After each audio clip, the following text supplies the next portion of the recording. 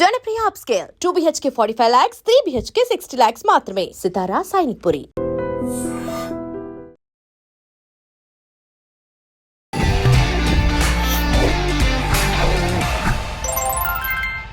Hi hello నమస్తే, welcome back to our channel. నేను మీ వైషు. ఒక ఉమెన్గా ఇంకొక ఉమెన్ ఎదుగుతుంటే చూడడానికి చాలా ఆనందంగా ఉంటుంది. కానీ ఎదిగే ప్రాసెస్ ఎలా ఉంటుంది? వాళ్ళు ఏ కష్టం లేకుండా అంత బాగా పాపులర్ అయిపోయారా? అంటే ఆ పాపులారిటీ వెనక కష్టమే లేదంటారా? ఒక అబ్బాయి ఏదైనా చేస్తున్నారంటే సొసైటీలో it's an easy thing and ఏముంది అబ్బాయి చేసేస్తాడని. అమ్మాయి చేస్తుందంటే అనువనున క్వశ్చన్ చేసేవాళ్ళు 100 మంది ఉంటారు కదా.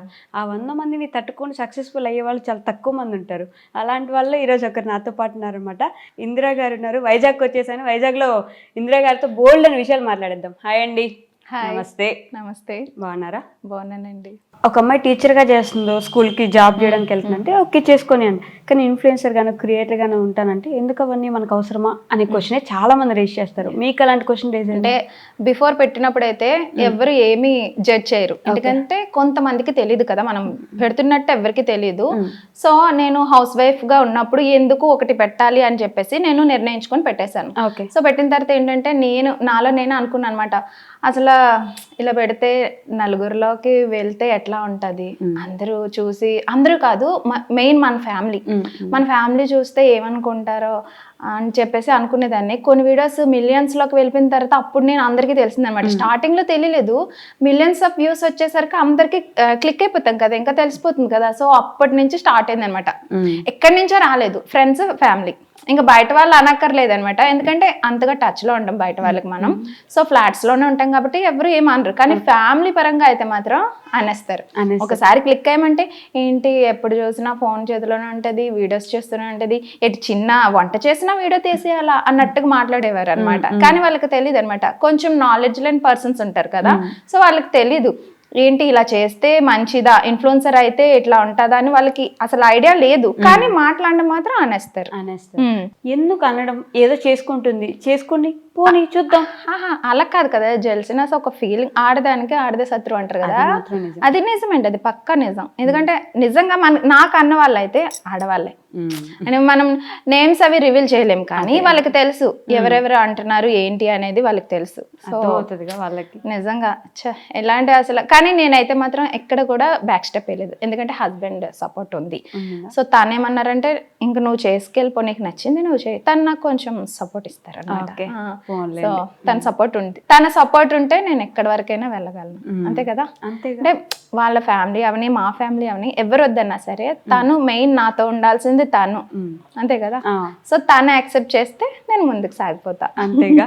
మీరు ఎక్కడి నుంచి ఏం చదువుకున్నారు అసలు? నేనైతే ఎంకామ్ వరకు చదివా. సో ఫస్ట్ ఇయర్లో మ్యారేజ్ అయిపోయింది అనమాట. సో ఇద్దరిది లవ్ మ్యారేజ్ చేసుకున్నాం. సో అత్తయ్య మామయ్య అందరూ యాక్సెప్ట్ చేశాకే మా లవ్ మ్యారేజ్ అయింది అనమాట. కంప్లీట్ అయింది. ఇప్పటికి 7 years కంప్లీట్ అయింది. లవ్ మ్యారేజ్ చేసుకొని 9 years లవ్ చేసుకున్నాం. ఇప్పుడు మ్యారేజ్ అయ్యి 7 years అవుతుంది. 2 సంవత్సరాలు పట్టింది ఒప్పించడానికి. అంటే లేదు 9 years love plus 7 years marriage. 2010 లో లవ్ స్టార్ట్ అయింది. కాలేజ్ డేస్ లో. కాలేజ్ లో క్లాస్మేట్స్ ఇద్దరం 6th నుంచి క్లాస్మేట్స్. ఓకే. బట్ అప్పుడు ఫ్రెండ్స్.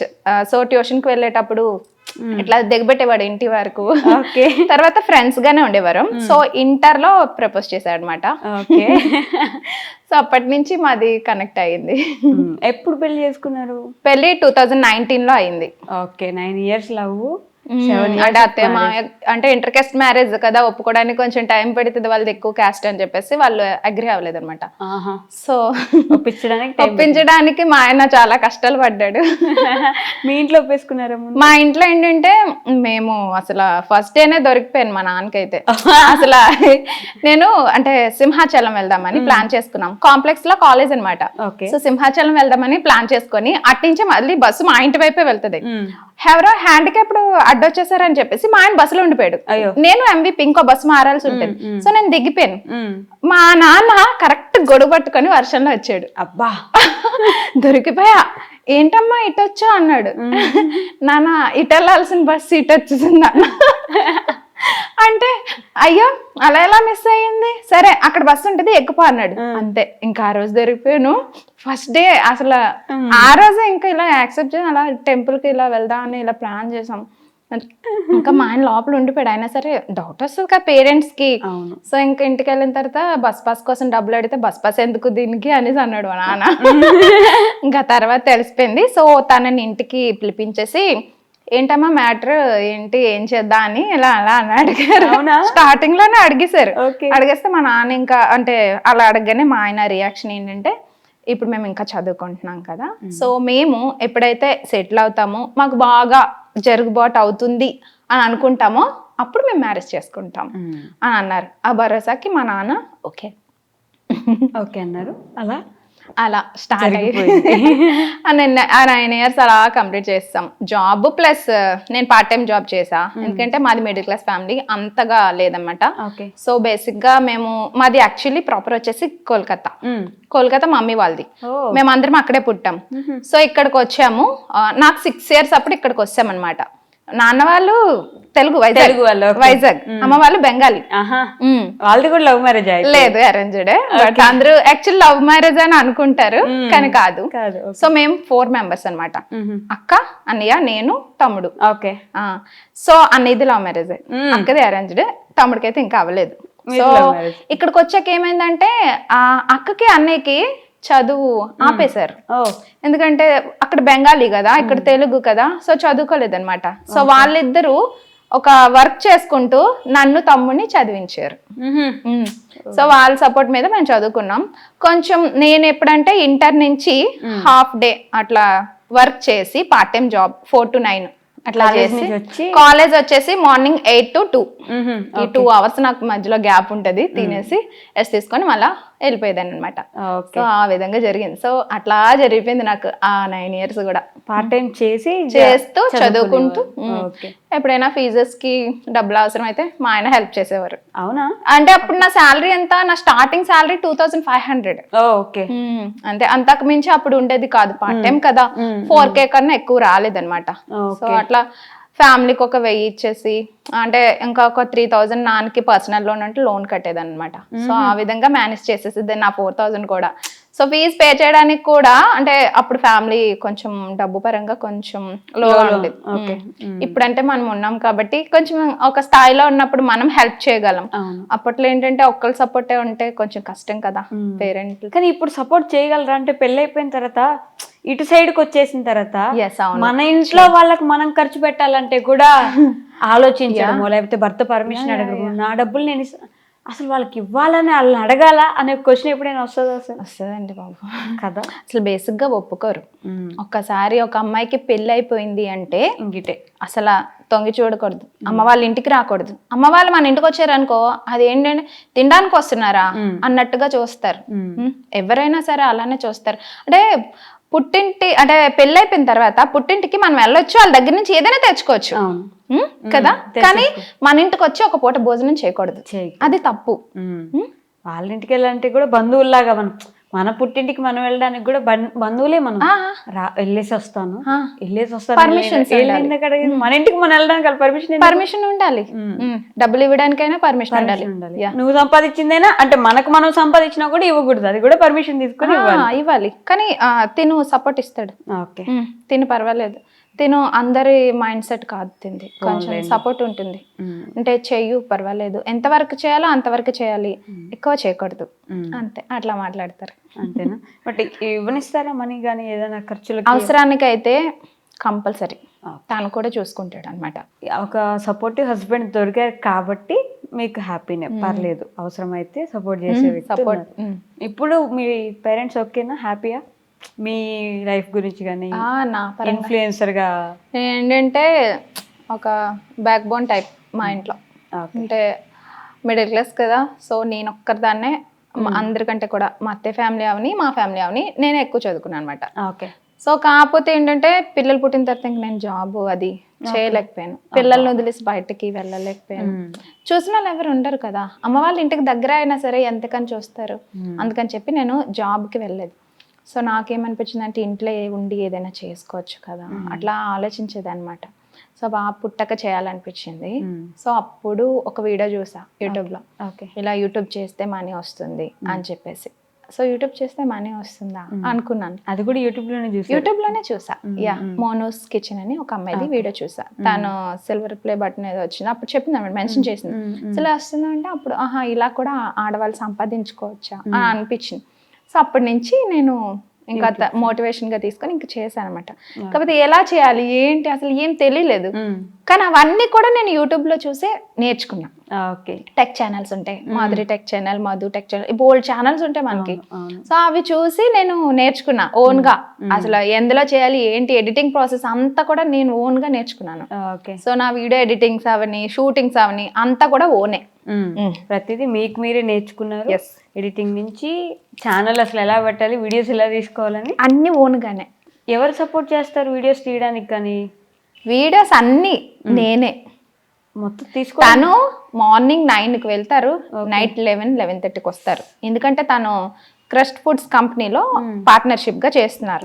సో ఈవినింగ్ నుంచి కేఫ్ రన్ చేస్తున్నారు, కేఫ్ ఉంది ఓన్ గా. సో కేఫ్ కి వెళ్ళిపోతారు. సో నైట్ మళ్ళీ 11:30 వస్తే ఒక్కొక్కసారి లంచ్ కి వస్తారు, 1 hour ఉంటారు, వెళ్ళిపోతారు. అంతకు మించి లేదు.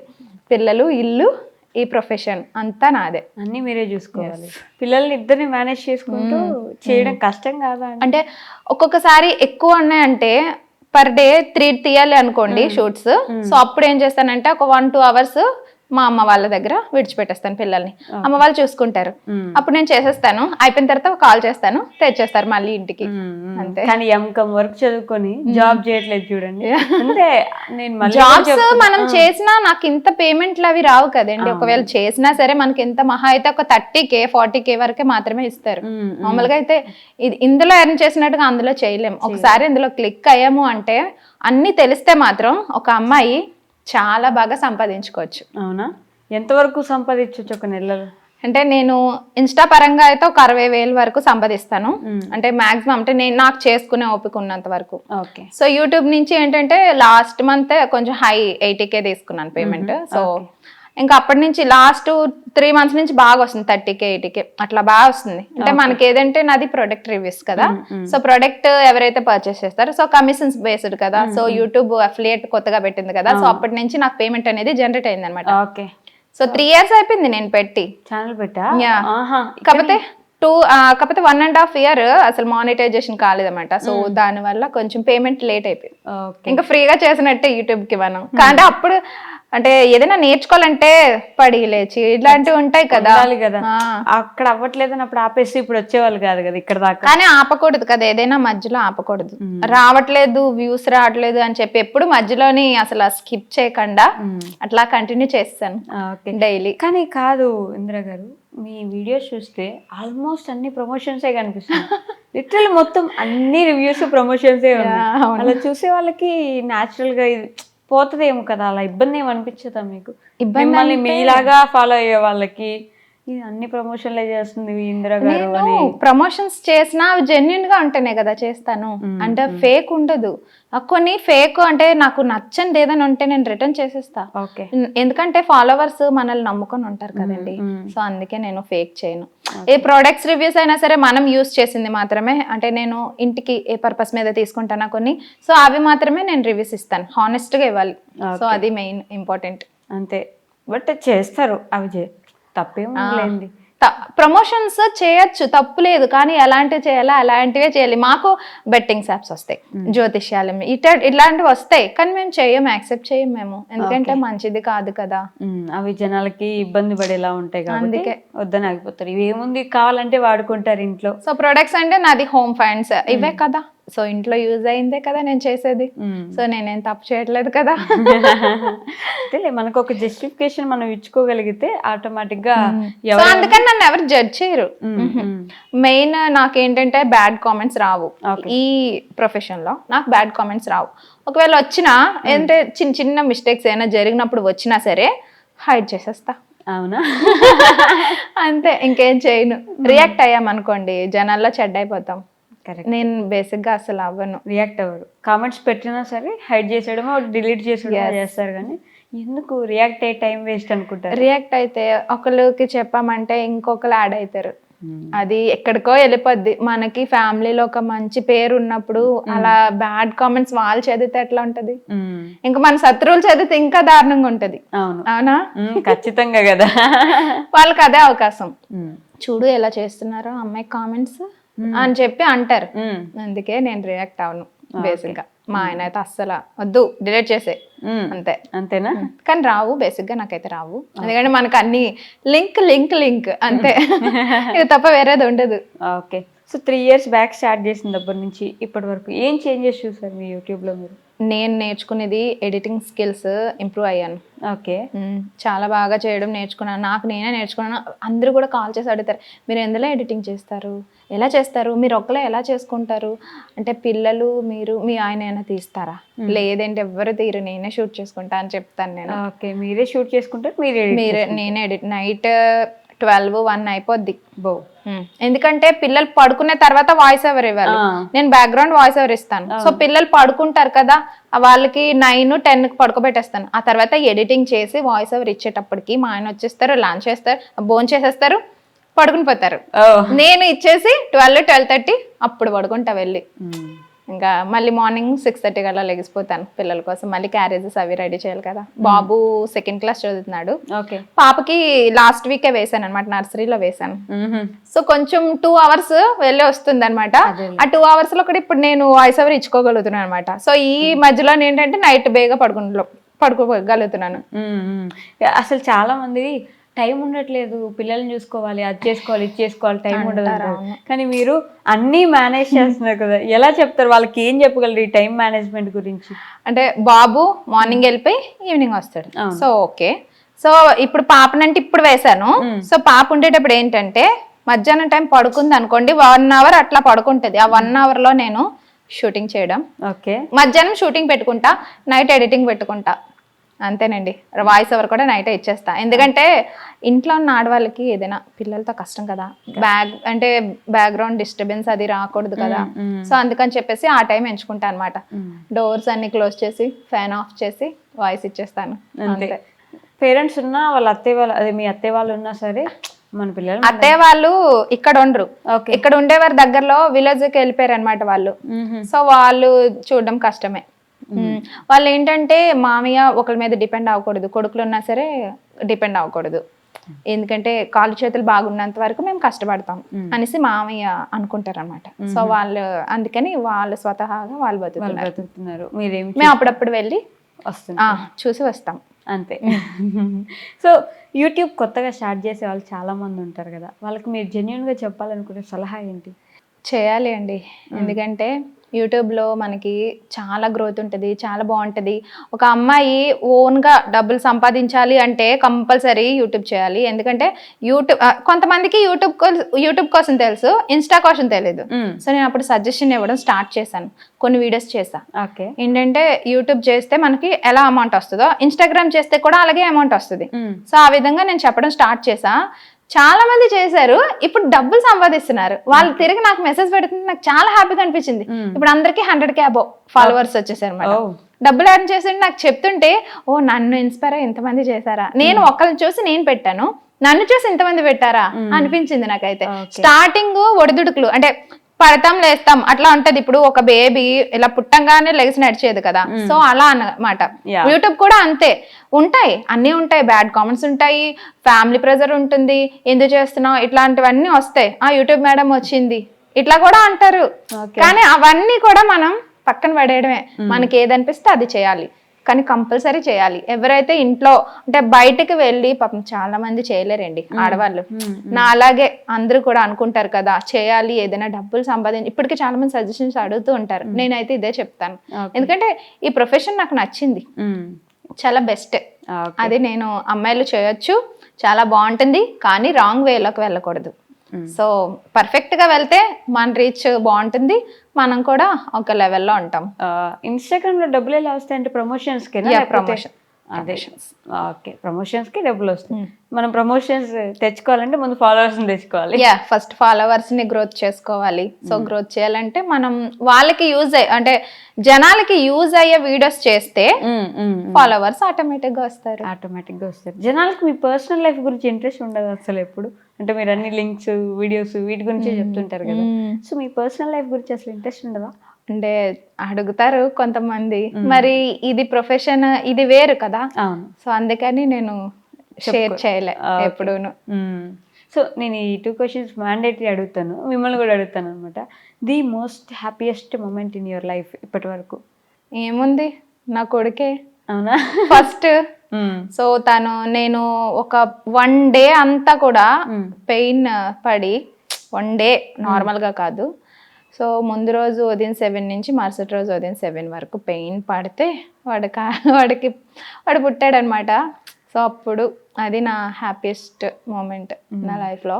సగం మంది ఆడవాళ్ళకి అలానే ఉంటుంది. ఇప్పుడు ఆల్మోస్ట్ నేను చాలా మంది ఆడవాళ్ళని అడిగితే నా ఫస్ట్ బేబీ పుట్టినప్పుడు, ఎందుకంటే అది చాలా మెమొరబుల్. కానీ పెయిన్ అంతున్నా కూడా ఆ నిమిషం మర్చిపోతారు. అంటే అంత పెయిన్ పడి నాకు 9 months వామిటింగ్స్, అసలు ఏం తినేదాన్ని కాదు, టాబ్లెట్స్ కూడా వేసుకోలేదు నేను.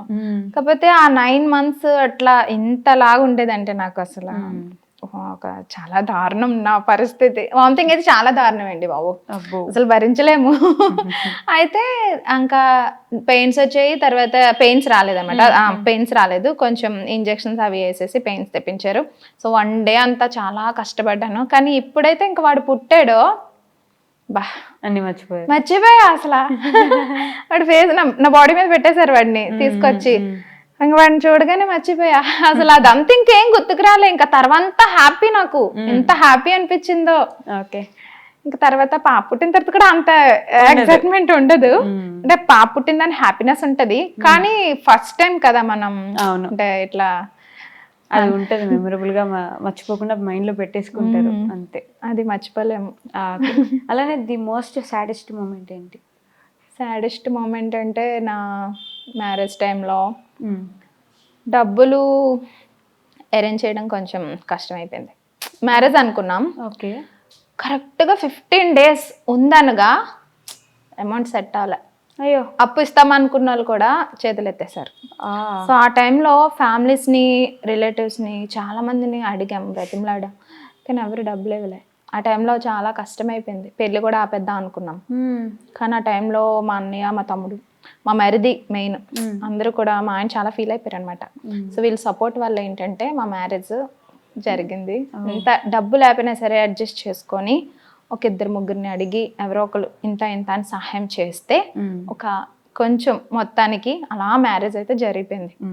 మన దగ్గర ఏదో బాధ, ఇప్పుడు అసలు పెళ్ళి అంత గ్రాండ్ గా చేయకపోతే ఏమైంది, రిజిస్టర్ మ్యారేజ్ చేసేసుకోవచ్చు అని ఆలోచన ఉంటుంది. అంటే కొందరు ఏంటంటే మర్యాదల కోసం ఆలోచిస్తారు కదా, వాళ్ళు వచ్చేది తింటారు, తిన్న దాంట్లో కూడా ఇదే ఒక వంకలు ఎత్తికి వెళ్తారు. కాబట్టి మ్యారేజ్ మాత్రం చాలా బాగా జరిగింది. అసలు ఆగిపోద్దేమో అని అనుకున్నాము, కానీ బాగా జరిగింది. అమ్మో, డబ్బులు సెట్ అవ్వకపోవడం అనేది పెద్ద, అసలు అదే మెయిన్ కదా పెళ్ళి అంటే. పెళ్ళికి ఉండాలి కదా, మినిమం ఉండాలి కదా, ఆ మినిమమే లేకుండా దిగిపోయాం.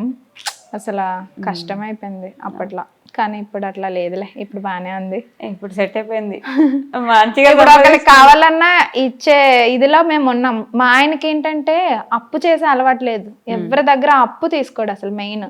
ఆ టైంలో పెళ్లి ఆగిపోతున్నా సరే అప్పు చేయలే. ఓకే, అప్పు చేసే క్యారెక్టర్ కాదు తంది, ఇస్తాడు ఎవరికైనా, కానీ తీసుకోడు. మేము అసలు మాకేంటంటే సడన్ గా చేతులు ఎత్తేగానే ఇంకా బాధ అనిపిస్తుంది, చాలా ఫీల్ అయిపోయాము అందరం. పెళ్లికి అప్పు చేయడమే ఫస్ట్ తప్పు ఆల్మోస్ట్ ఇండియన్. కానీ అప్పు చేసి పెళ్లి అంతే, ఆల్మోస్ట్ అందరు అంతే ఉంటుంది. అప్పు చేసి ఎలాగైనా సరే గ్రాండ్ గా చేసి పంపించాలి పెళ్లి అని చెప్పి అనుకుంటారు. కానీ ఏమవుతుంది, కొన్ని వేస్ట్ అయిపోతాయి పెళ్ళిళ్ళు, కొన్ని బెస్ట్ మెమరీస్ గా ఉండిపోతాయి. ఇంకా లవ్ మ్యారేజ్ అంటారా, ఇంకా సర్దుకుపోవడమే అంతే.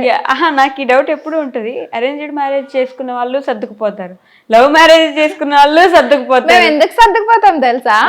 ఫస్ట్ వచ్చేసి ఇష్టపడి చేసుకున్నాం కదా, సో అమ్మ వాళ్ళకి చెప్పామనుకో, నీకు నచ్చినట్టు కదా నువ్వు చేసుకున్నా. సో అత్తయ్య వాళ్ళని అడిగామనుకో, మా ఆయన కూడా అదే క్వశ్చన్, మీరు ఇష్టపడే కదరా చేసుకున్నారు, సర్దుకుపోండి అంటే అంతే, ఇంకా వేరేది ఉండదు. ఇంకా చెప్పాలన్నా కూడా భయం వేస్తుంది, ఏమన్నా చెప్తే మీరిద్దరు అనుకొని చేసుకున్నారు, ప్రేమించుకున్నారు, చేసుకోండి మీ ఇష్టం అంతే. నాకు అదే మాట వచ్చి, అందుకని మా మధ్య ఏం జరిగినా నేను షేర్ చేయడం మానేసా మొత్తానికి. మా నాన్న అయితే ఒకటే మాట, సర్దుకుపోమ్మా, జీవితం అంటే అట్లానే ఉంటది అని అలా చెప్పి చెప్పి చెప్పి నన్ను మొత్తానికి నేను ఇంకా ఆ మైండ్ సెట్ లోకే వెళ్ళిపోయాను అనమాట. ఇంకా అంటే అరేంజ్డ్ మ్యారేజ్ అయితే ఈవెన్ అయితే ఇద్దరు వచ్చి కూర్చోబెట్టి మాట్లాడతారు. లవ్ మ్యారేజ్ మిత్రులు అనుకుని చేసుకుని చూసుకోండి మీరు. అసలు ఎవరు ఇన్వాల్వ్ అవ్వరు లవ్ మ్యారేజ్ లో, అసలు ఎవరు ఇన్వాల్వ్ అవ్వరు, సమస్య లేదు అసలు, వదిలేస్తారు ఇంకా అంతే. ఇంకా మన అందరికి అట్లా సర్దుకుపోమ్మా. చిన్నప్పటి నుంచి ఆడపిల్లలకైతే ప్రధానికి నువ్వు సర్దుకుపోవాలి, గొంతు రేస్ చేసి మాట్లాడకూడదు, అరవకూడదు, ఇలానే ఉండాలి ఆడపిల్లలు అని చెప్పి చెప్పి చెప్పి చెప్పి తొక్కేస్తారు. మ్యారేజ్ అయ్యాక కూడా అంతే కదా, ఆటోమేటిక్ గా అయిపోతుంది కదా. భర్త చెప్పిన మాట భార్య వినాలి, భార్య మాట వింటే భర్త చెడిపోతాడు. అదొకటి క్రియేట్ చేసి ఉంచేసారు అనమాట. అది ఎవరు క్రియేట్ చేశారో తెలియదు కానీ అదైతే ఉండిపోయింది. నిజానికి వింటేనే కదండి ఎవరైనా బాగుపడతారు. ఇప్పుడు నువ్వు ఒక తప్పు చేస్తున్నావు, ఆ తప్పుని తప్పు అని మనం చెప్పకూడదు, చెప్తే చెడ్డ చెప్పకూడదు. నువ్వు ఏది చేసినా నేను సైలెంట్గా ఉన్నా అనుకో, అక్కడ గొడవ జరగదు. మా నాన్న అదే చెప్తాడు, నువ్వు తను ఏం చేసినా నువ్వు సైలెంట్గా ఉండు, మీరు హ్యాపీగా ఉంటారు, మీ లైఫ్ హ్యాపీగా ఉంటుంది. ఇదే నిన్ను తను బాగా చూసుకుంటున్నాడు కదా, ఏ లోటు పాటు ఏం లేకుండా బాగా చూసుకుంటున్నాడు. తను ఏం చేసినా సరే నువ్వు సైలెంట్ గా ఉండు, అదే నేర్పించారు, అదే ఫాలో అయిపోతున్నావు. అంతే, అదే నేర్పిస్తారు అందరికి. ఏమైనా సరే నువ్వు గమనుండమ్మా, అయిపోతాయి అన్ని అవి అని. కానీ మరీ ఎక్కువ క్లిష్ట పరిస్థితుల్లో ఉంటే మాత్రం పేరెంట్స్ సపోర్ట్ చాలా అవసరం ఉంటది ఖచ్చితంగా అమ్మాయికి. అంత పరిస్థితుల్లో ఉన్నప్పుడు మాత్రం కంపల్సరీ అవసరం ఉంటది. అలాంటప్పుడు పేరెంట్స్ కంపల్సరీ చూసుకోవాలి, ఆడపిల్లకు భరోసాగా ఉండాలి. సో మనకి పర్వాలేదు, మన లైఫ్ బాగానే ఉంది, అంతగా ఏమీ లేదు. తను ఓన్ గా ఫ్లాట్ కొనుక్కున్నాం ఆఫ్టర్ మ్యారేజ్. మా బాబు పుట్టాక 1 year లోపే ఫ్లాట్ కొనుక్కున్నాం. సో పర్సనల్ గా కొనుక్కున్నాం కాబట్టి లోన్ అప్లై చేసి కొనుక్కున్నాం. సో హ్యాపీగా ఉన్నాం, పర్లేదు. ఇప్పుడు సెటిల్ అయిపోయాం. అంటే ఇంకా అంతకు మించి ఏముంటది చెప్పండి, అంతే కదా. ఒకళ్ళ దగ్గర ఆడుకొని తినే కన్నా మనది మనం తినడం బెస్ట్, అంతే. సో ఫైనల్ గా మీ గోల్ ఏంటి లైఫ్ లో? ప్రత్యేకంగా ఏముంటాయి, మనం ఇంట్లో అంటే పిల్లల్ని బాగా చూసుకొని, ఇంకా ఇప్పుడైతే నేను ఒక లెవెల్లో ఉన్నాను అనిపిస్తుంది నాకైతే. ఎందుకంటే బయటకు వెళ్తే చాలు, హే మీరు యూట్యూబ్ చేస్తారు కదా, మీరు ఇన్స్టాగ్రామ్ చేస్తారు కదా, మీరు ఇందిరా గారు కదా, పేరు పెట్టి పిలవడం అది మెయిన్ నాకు సంతోషం. అంటే అప్పుడు అనిపించింది, ఓకే నేను ఒక ఐడెంటిఫై ఉంది నాకు, అంటే నన్ను కూడా గుర్తిస్తున్నారు అని చెప్పేసి ఒక హ్యాపీనెస్ వచ్చింది అనమాట. సో చాలు, అది చాలు నాకు. ఇంకా ఇదే నా కెరియర్ అనిపించింది నాకైతే, బాగా అనిపించింది. సో మీ సబ్స్క్రైబర్స్ కి, ఫ్యాన్స్ కి ఏమైనా చెప్పాలనుకుంటే కెమెరా చూసి చెప్పేది. సబ్స్క్రైబర్స్ అండ్ ఫాలోవర్స్ అందరికీ కూడా థ్యాంక్ యూ సో మచ్. మీ వల్లే నేనైతే ఇంతవరకు రాగలిగాను. అండ్ ఇప్పుడు నేను ఇంట్లో ఉండి డబ్బులు సంపాదిస్తున్నాను అంటే అది మీ వల్లే. సో అందరికీ కూడా థ్యాంక్ యూ సో మచ్. లేదు, నేను మీ అందరికీ కూడా రుణపడి ఉంటాను. ఎందుకంటే ఒక్కొక్క సబ్స్క్రైబర్ వల్లే నేను ఈరోజు ఈ స్థాయిలో ఉన్నాను నిజంగా. ఇంకా అంటే నేను ఇంకా వేరే విధంగా అయితే ఏం చెప్పలేను. సో నాకు తెలిసిందైతే నాకు మాట్లాడడం ఇంతవరకే వచ్చు. So thank you so much all subscribers. Okay అండి, థ్యాంక్ యూ సో మచ్. మీ జర్నీని నాతో కూడా షేర్ చేసుకున్నందుకు, ఇంకా మీరు ముందుకు వెళ్ళాలని మనస్ఫూర్తిగా నేను కోరుకుంటున్నాను. Thank you. And for more videos, Please subscribe to iDream. Please subscribe to iDream. Please subscribe iDream. And please subscribe to iDream. For more videos, subscribe to iDream. please like, share and subscribe to the channel. Congratulations, iDream. Subscribe to iDream. Subscribe to iDream. So subscribe to iDream Media. iDream ki iDream team andarki huge congratulations. Please subscribe iDream Media. Please subscribe to iDream. Subscribe iDream. Please subscribe to iDream. iDream అంటే నా కళల channel subscribe చేసుకున్న నోరు తిరుగుతలేదు, మీరైతే గంట గుర్తు కొట్టండి. For more such videos, please subscribe to iDream. Subscribe to iDream. Please subscribe to iDream. Please subscribe iDream Media. Please do subscribe to iDream. Please subscribe to iDream Media. For best entertainment and information, please subscribe iDream. And don't forget to subscribe to iDream.